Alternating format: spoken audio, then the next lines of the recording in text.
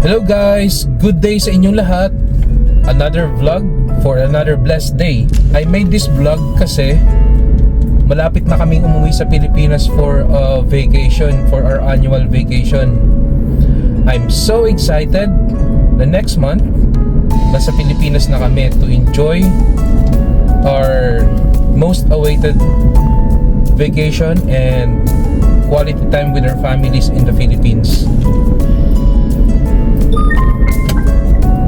Napakamahal po ng mga ticket ngayon sa Pilipinas, papuntang Pilipinas, yung Dubai Philippines flight. So yung napili naming airlines na mura is yung Cathay Pacific. So meron kaming stopover sa Hong Kong. Mas gusto sana namin is yung direct flight, yung Emirates Airlines, Philippine Airlines, o kaya Cebu Pacific. Kaya lang sobrang mahal ng ticket nila ngayon. So okay lang na may stopover sa Hong Kong. At least makapag-ikot-ikot man lang doon. Yung pinaka namimiss ko sa Pilipinas is yung ulan. Dito kasi sa Dubai, minsan lang umulan eh. So yun ang pinaka namimiss ko. Last year, yung nagbakasyon kami sa Pinas, gumawa ako ng vlog habang naliligo ako sa ulan. Very enjoyable. Para akong bumalik sa pagkabata. Next na namimiss ko sa Pilipinas is yung mga pagkain, of course. Yung iba kasing pagkain, hindi namin naluluto dito eh. Saka iba pa rin pagluto sa Pilipinas. Ang pinaka-paborito ko is yung laing. Gulay na laing kasi Bicolano ako eh. Sa mga kapwa ko Bicolano nga pala, Diyos marahil na aldaw sa Indugo Boss. Yung laing yung pinaka-namimiss ko. Yung may gata, tapos maraming sili. Yung napakaanghang, yung pinaka-gusto ko. Tapos yung Bicol Express.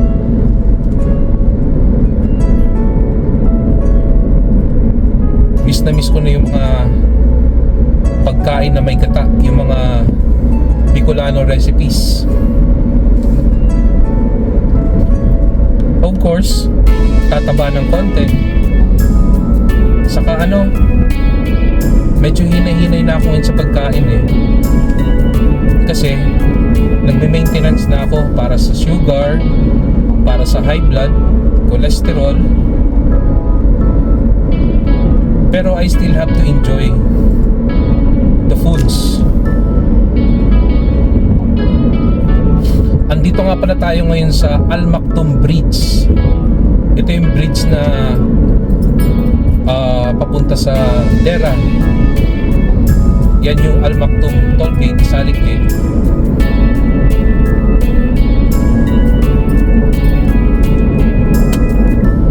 Change lane muna tayo.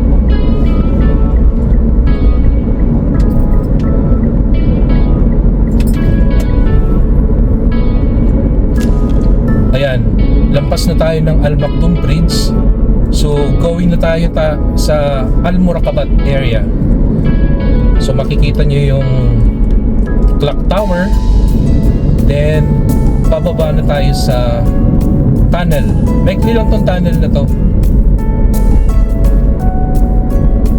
Ayan guys, tingnan nyo yung tunnel dito, napakalinis compared sa Pilipinas. At makulay pa yung tunnel dito. At kapag gabi, maliwanag. So nakaahon na tayo. So eto na nga pa yung Al Murakabat area ng Dubai. Kapag hapon, kapag rush hour, super ang traffic dito. Change lane tayo. Sobrang traffic dito kapag uwian na or kapag pasukan. Dito sa Al Murakabat area, Dera area ni rin to. Ito yung lugar kung saan maraming Pilipino yung mga nakatira.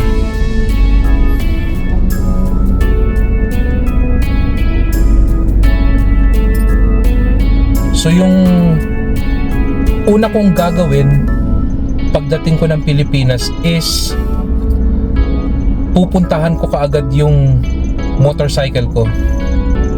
Kasi kapag nasa Pilipinas, motorcycle rider din ako. Ang gamit kong motorbike is yung Yamaha Tri-City 125. Yung dalawa yung gulong sa harap. Miss na miss ko na yung mag-ride sa Pilipinas, especially yung mga sa countryside kung saan maraming mga nature, maraming mga gandang views. Ang sarap magmotor kasi para ka rin lumilipad. And of course, ingat ako palagi kasi bawal yung mainit ang ulo sa daan, bawal yung makipag-away, bawal ang road rage. So chill lang, relax lang. Gagawa pala ako ng vlog, motorcycle vlog or moto vlog pag nasa Pilipinas na ako. Mamasyal ako sa sa countrysides.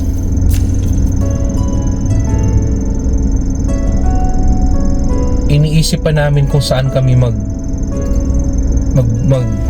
pupunta sa Pilipinas, kung saan makakapag stay. Nabubulol na ako. Last year, marami kaming pinuntahan or pinasyal sa Pilipinas, tulad ng Baguio. At yung pinaka-importante, pinaka-masayang napuntahan namin is yung Boracay. Nag-stay kami doon ng 3 nights and 4 days. So sulit na sulit talaga. Mahal nga lang, very pricey, pero sulit naman kasi yung memories saka yung ganda ng lugar, sulit na sulit. Most important thing is nag-enjoy yung anak namin. Ayan, green na yung light. So we're still here in Moracabat area. Diretso ako kasi sa dulo is yung Sala Alti. Doon ako dadaan papunta ng Lulu Hypermarket kasi bibili ako ng groceries for this week.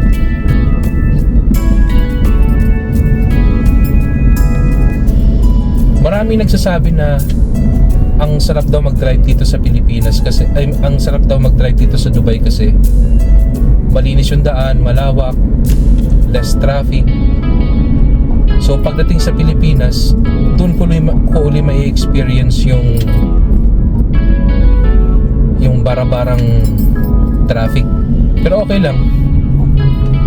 Lalo na pag sa Metro Manila area, Cubao area.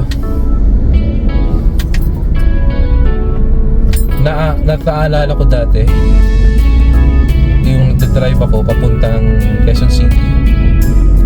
Naabutan ako ng stoplight dun sa ilalim ng Kamuning Flyover. So stop kami lahat ng mga sakyan. Pero datingan din yung mga motor. So habang stoplight ako, stoplight din yung mga motor riders. Ang dami nila.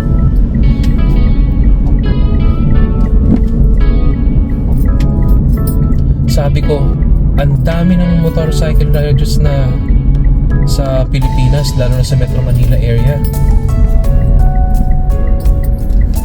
Yung nababalitaan ko rin na NCAP, yung No Contact Apprehension, pabor ako doon. Dito sa Dubai, ganun din eh. Lahat nasa camera na. Kung mapapansin nyo nga, sa mga previous videos ko, previous road tour videos ko dito sa Dubai, wala kayong makapansin ng mga katulad sa Pilipinas na MMDA or traffic enforcers. Kasi lahat may camera na. Kaya ingat na ingat kaya at disiplinado.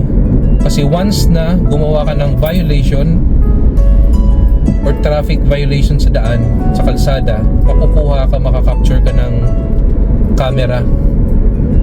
Maya-maya, may matatanggap ka na lang na SMS from Dubai Police. So guys, nandito na ako sa Al-Nada Street. Naka-stoplight ngayon. Mag-U-turn tayo papuntang Lulu Hypermarket. Lulu Hypermarket in Alcosays. Yung Lulu Hypermarket pala dito sa Alcosays, katabi lang siya ng Stadium Metro Station.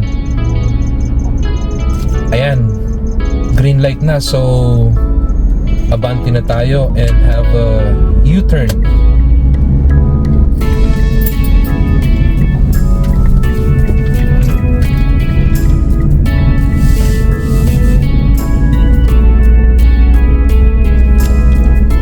Yan nga pala yung yung daanan ng tren ng Tubay. Yung parang tulay. So continue pa rin tayo dito sa Alnada Street. Ayun, nakikita ko na yung Stadium Metro Station.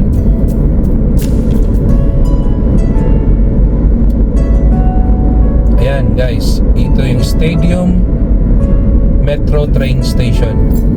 So kakanan tayo dito papunta ng Lulu Hypermarket.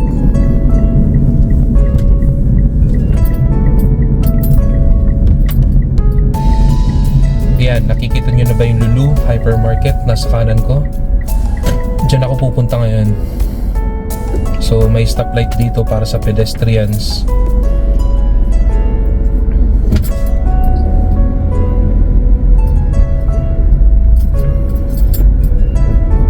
So hanggang dito na lang guys. Salamat na sinamahan nyo ko. Kwentuhan tayo uli soon. God bless you and have a nice day. Bye!